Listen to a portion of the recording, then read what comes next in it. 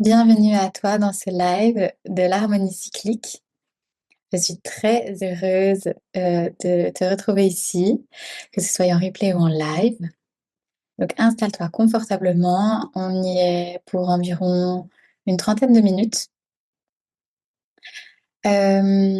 Et tu auras la possibilité du coup de me poser toutes tes questions, soit par le chat ou alors par Insta ou par mail.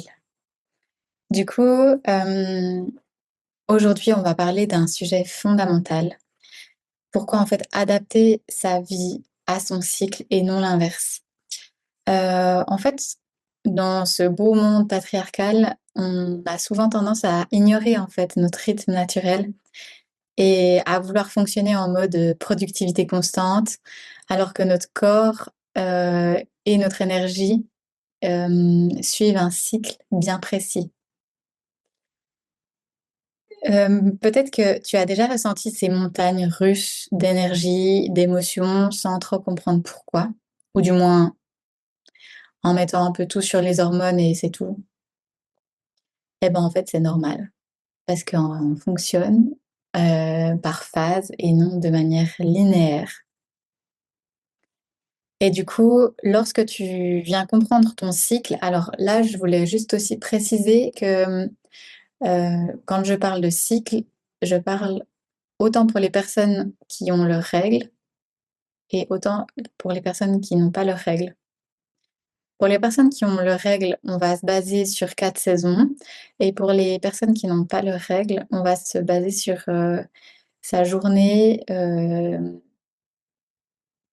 idéale, en fait. Où on va se baser sur, qu'est-ce qu'elle vit de manière générale et ensuite tu décortiques et tu analyses et tu observes qu'il y a beaucoup de choses qui sont récurrentes. Donc en fait, une fois que tu comprends ton cycle, c'est du coup optimiser ton énergie, ta créativité et ton bien-être. Donc là, je vais, te parler du coup du cycle menstruel et des 4 saisons intérieures. Donc imagine comme une roue coupée en 4. Il y a dedans l'hiver, printemps, été, automne. Donc l'hiver, c'est les règles. C'est là où il y a l'introspection, le repos, le recentrage, vraiment, tu bien chez toi. Après le printemps, tu sors en fait de l'hiver, donc petit à petit tu retrouves de l'élan, de la créativité, plus de motivation et donc ensuite il y a l'été, c'est la phase ovulatoire où là, ta communication est au top, tes interactions sociales, c'est juste incroyable, tu es comprise et tu comprends tout le monde et tu es dans l'action. Là, si tu as quelque chose à faire, c'est là.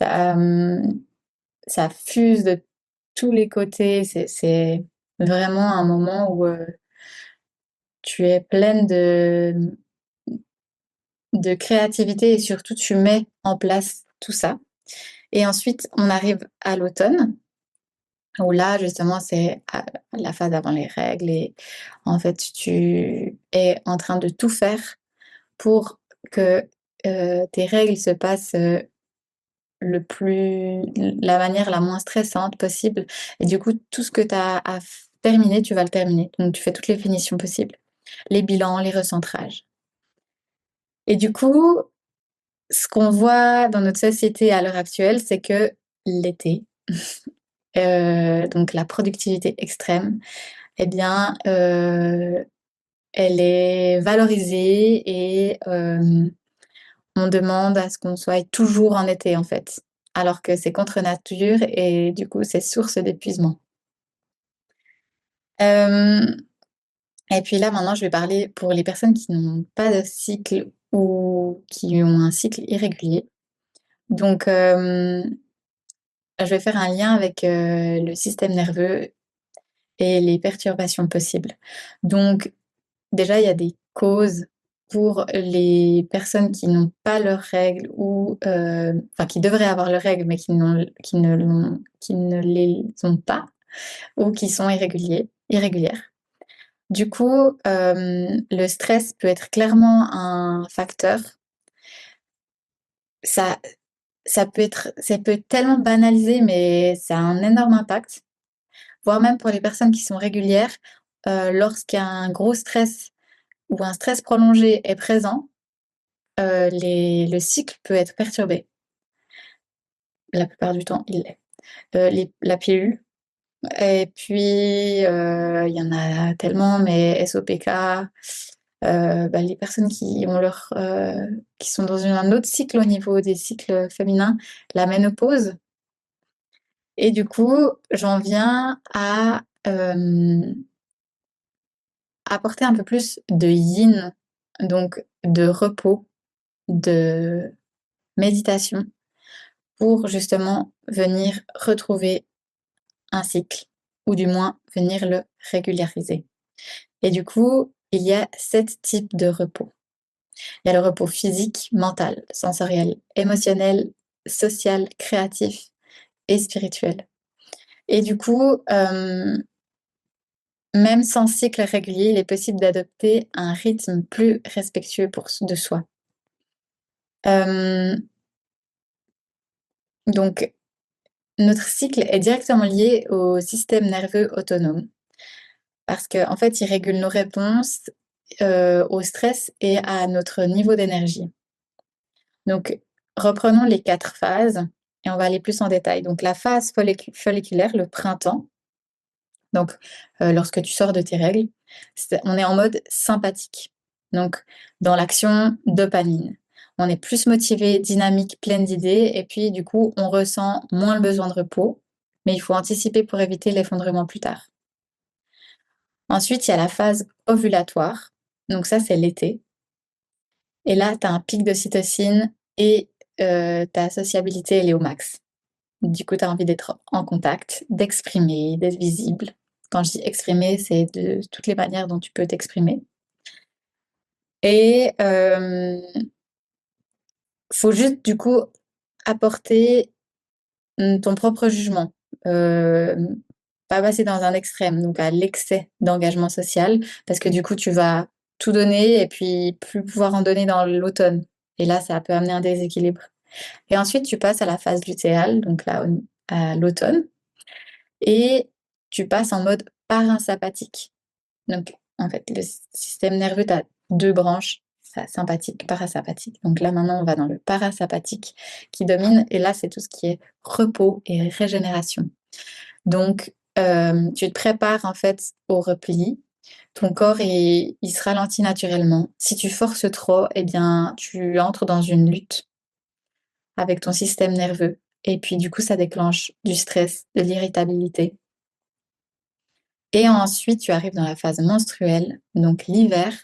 Et pareil, tu es toujours dans le mode parasympathique qui est dominant, où là, vraiment, c'est au-delà du repli, c'est vraiment repos, méditation, régénération. Donc le corps, il réclame du calme et puis du coup, si on ne lui donne pas, ce dont il a besoin, eh ben, on peut se retrouver en burn-out hormonal, le cycle suivant. Moi, j'aime bien l'exemple du téléphone que tu charges, souvent jusqu'à, 50 et rarement jusqu'à 100. Eh bien, à force, ta batterie, elle va péter. Ou du moins, elle va être usée beaucoup plus rapidement que si tu branches à 100% et une fois qu'il est branché à 100%, tu le débranches. Donc, quand on ne respecte pas ces fluctuations, on surcharge notre système nerveux. Donc, le résultat, c'est souvent de la fatigue chronique, un brouillard mental, du stress, des insomnies et un cycle irrégulier ou douloureux. Parce que ça aussi, c'est important de casser ces mythes. Non, les règles ne doivent pas être douloureuses. Bien au contraire, les règles, ça doit être un moment agréable, ça doit être un moment pour toi, ça doit être un moment où tu te fais servir, où en fait, tu fais ce que tu le souhaites, ce dont tu as vraiment besoin. Et ça, encore une fois, dans la société dans laquelle on vit, je parle en Europe, euh, c'est pas du tout entendu. Il y a l'Espagne qui propose un repos au niveau lorsque les règles sont trop douloureuses, Je sais pas le détail, mais voilà, encore une fois, on doit aller dans le douloureux pour être arrêté, alors que pas du tout. C'est pas c'est déjà bien, mais il y a encore des grands pas à faire. Hem et du coup, revenons en fait aux 7 types de repos et puis le rôle dans, le cycle féminin. Donc le premier, c'est le repos physique. Donc mon corps a besoin d'une pause. Quand est-ce qu'il est indiqué? Ben, il est essentiel en phase menstruelle et lutéale, donc automne-hiver, parce que c'est à ce moment-là que le corps est naturellement plus fatigué. C'est normal d'être fatigué et c'est là où s'écouter devient la base. Donc dormir plus longtemps, faire des siestes. Par exemple, au niveau du yoga, ben, tu vas plutôt axer ton yoga sur un yin ou un yoga tout doux, une marche lente, au lieu de continuer à faire ton kickboxing, ou un vinyasa intense. Et puis c'est aussi un moment où, tu peux poser tes, intentions pour le mois et c'est aussi un moment, hem le repos physique, où tu observes qu'est-ce qui se passe dans ton corps à ce moment-là. C'est c'est pas souvent en fait qu'on s'autorise une pause et du coup si on n'écoute pas ce repos, bah, en fait, il y a une sensation de fatigue de cou permanente, même après une bonne nuit.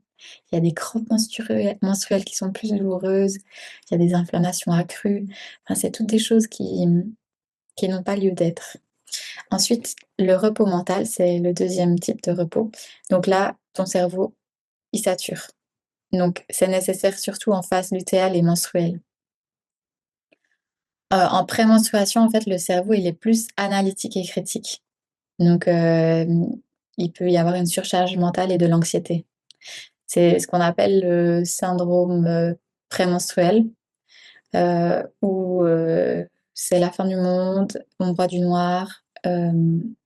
Donc là, ce qui est indiqué, c'est par exemple de diminuer les écrans le soir. Ça, de manière générale, mais encore plus à ces moments-là. Tu peux pratiquer en fait le journaling pour vider le trop plein et là, moi, je mets quand même un attention parce que, hem, notamment pour moi ça c'est un encore plus précis, pour certaines personnes, je vais pas aller en détail là-dedans, mais si tu connais ton dosha, dominant dans l'ayurveda, si par exemple tu es vata. Mmh, le journaling, ça va pas forcément être bon pour toi parce que ça va encore plus amener, de vent, d'air et du coup, peut-être encore plus de stress, d'anxiété. Donc peut-être teste et ressens ce que ça fait pour toi. Quelque chose de très, très bien pour, justement reposer le mental, c'est tout ce qui est pranayama. Donc, là, ce que je te propose comme pranayama, c'est Nadi Shodhana pour, la respiration alternée pour venir connecter les 2 hémisphères et tu peux venir aussi,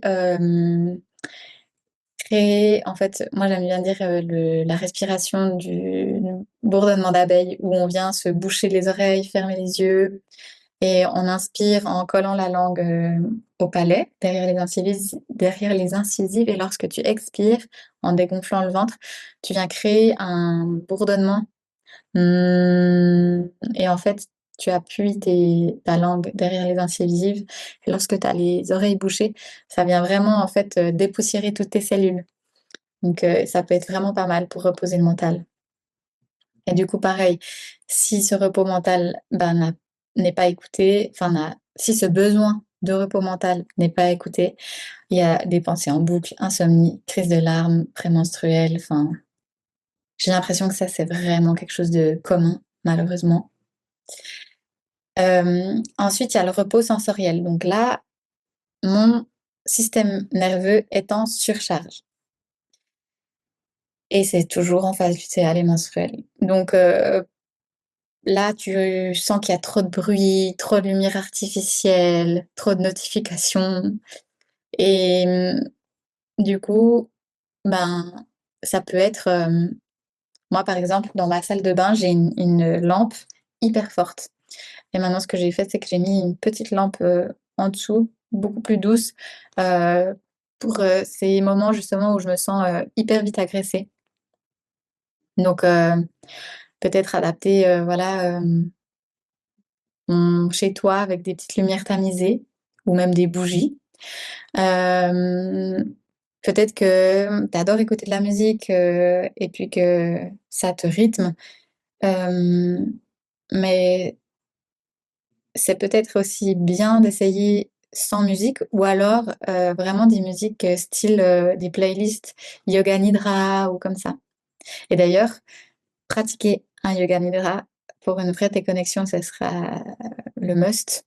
Heu, donc tu peux aller sur, YouTube, tu peux aller sur, Spotify, tu mets ton casque, tu moi j'adore, en fait, tu peux mettre un stop, à Spotify, dans le sens où une fois que tu es endormi, ta musique, elle va pas tourner toute la nuit et ça permet vraiment, de calmer le système nerveux qui est en surcharge. Enfin, je trouve que, en tout cas personnellement, ça me correspond beaucoup. Et pareil, si ce repos, sensoriel est demandé et n'est pas écouté, il y a de l'hyperémotivité, il peut y avoir même des crises d'anxiété, fatigue nerveuse. En 4, il y a le repos émotionnel, donc je suis submergée par mes émotions et ça peut être tout au long du cycle et toujours en phase lutéale et menstruelle, majoritairement. Eh bien, parce qu'en fait, c'est, c'est ce moment de prémenstruation, en fait, les émotions refoulées, elles ressortent. Tu deviens vraiment toi. Tu peux plus avoir de filtre, tu as plus de tolérance, donc c'est le moment idéal pour les accueillir au lieu de les fuir. Donc exprime ce que tu ressens, donc en parlant, en écrivant, pleure si besoin.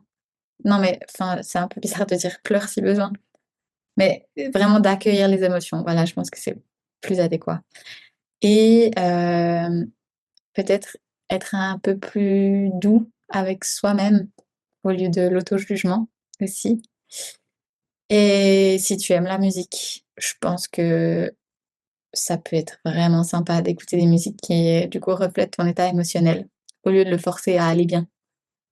Genre, si tu es triste et que tu as besoin d'y aller, vas-y, vas-y et écoute une musique triste qui te fait pleurer et une fois que ça sera lâché, eh bien, tu m'en diras des nouvelles. Et pareil, tu peux te sentir, du coup, irritable, hypersensible, avec une explosion soudaine d'émotions, si ce besoin n'est pas entendu, n'est pas validé. Le 5e, repos, c'est le repos social, donc je n'ai plus d'énergie pour les autres. C'est nécessaire du coup en phase lutéale et menstruelle. Hem, en fait, on a besoin de moins de stimulation sociale et de préserver son énergie durant ces phases. Donc par exemple, dire non aux invitations qui te fatiguent, passer plus de temps seul ou avec des personnes qui te nourrissent vraiment. Remplacer les conversations superficielles par des échanges plus profonds, ça peut être bien aussi. Hem, si, tu ne l'écoutes pas, il y a un sentiment de vide, tu peux être vite fatigué, en fait, après des interactions sociales. Tu as envie de t'isoler complètement et c'est pas le but non plus. Du coup, je sais pas si je vais te le dire là, mais oui, par exemple, le repos social dans justement la phase lutéale et phase menstruelle, lorsque tu prévois ton mois dans la phase menstruelle, heu, évidemment que si c'est un mariage, ben, tu peux pas dire, «Non, je viens pas», mais si c'est un souper entre amis ou une soirée, enfin, je t'invite vraiment à placer ces moments d'interaction sociale, lorsque tu es en phase ovulatoire ou juste avant, heu, pour ton bien. premièrement et ensuite, pour les interactions sociales qui seront de qualité. Hem, donc tu m'en diras des nouvelles de nouveau, mais vraiment, bah, personnellement, c'est quelque chose qui fonctionne de créer son moi en fonction de son cycle. C'est vraiment quelque chose d'hyper important et qui est non négligeable, en fait.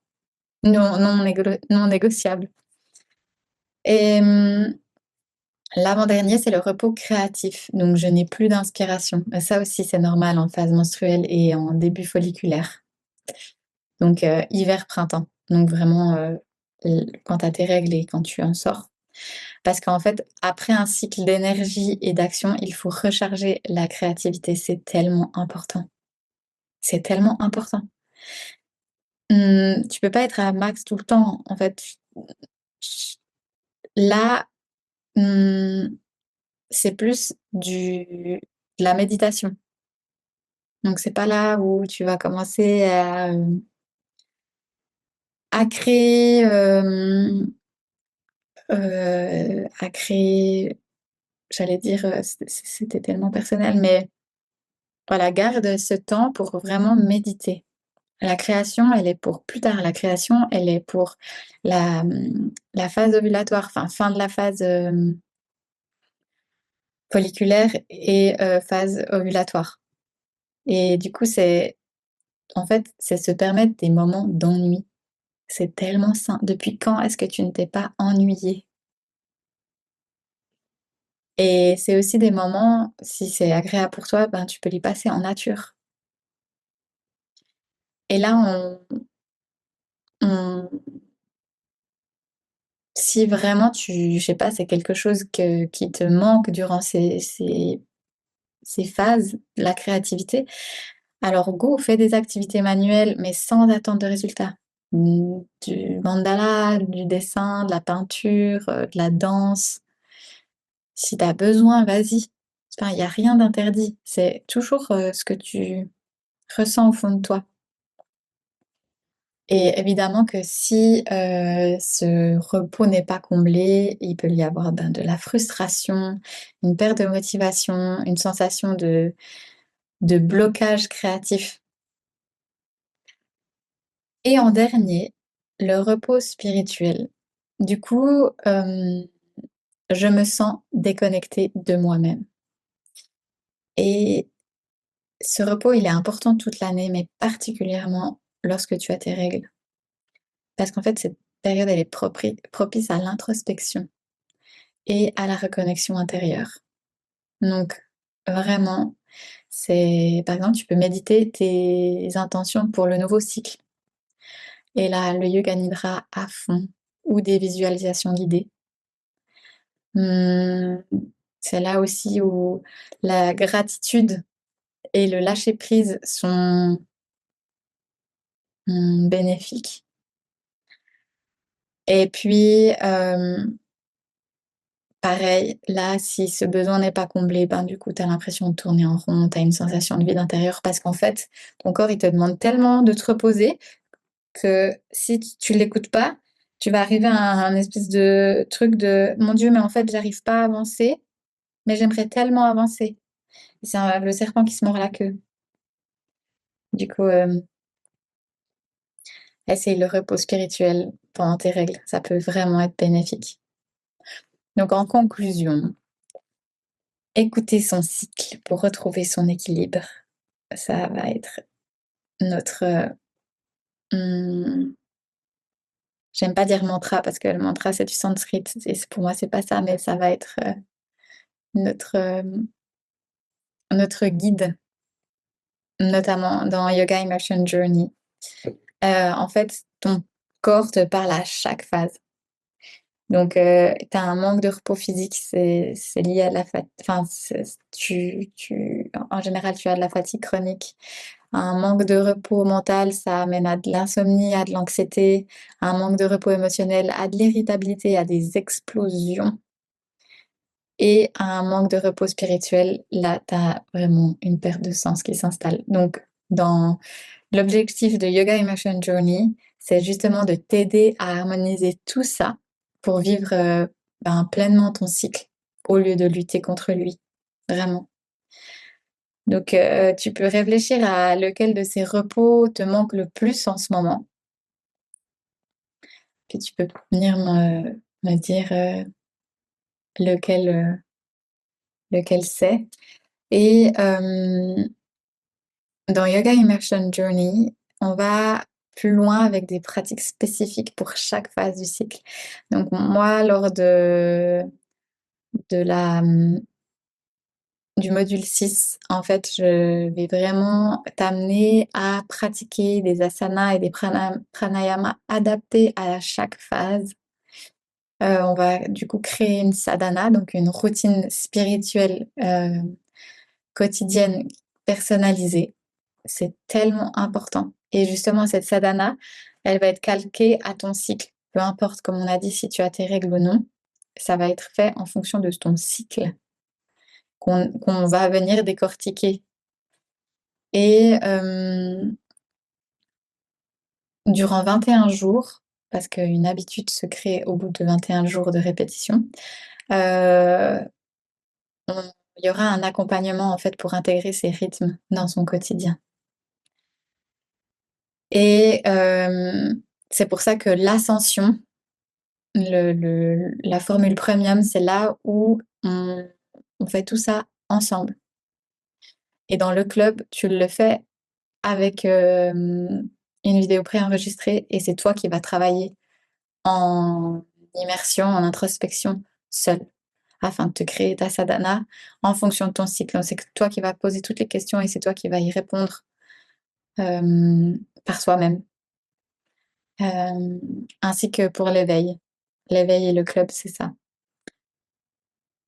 Donc voilà, moi j'ai envie de te dire que le cycle, il influence tout, notre énergie, nos émotions, notre productivité et qu'en l'écoutant, on gagne en clarté, en efficacité et en bien-être, vraiment.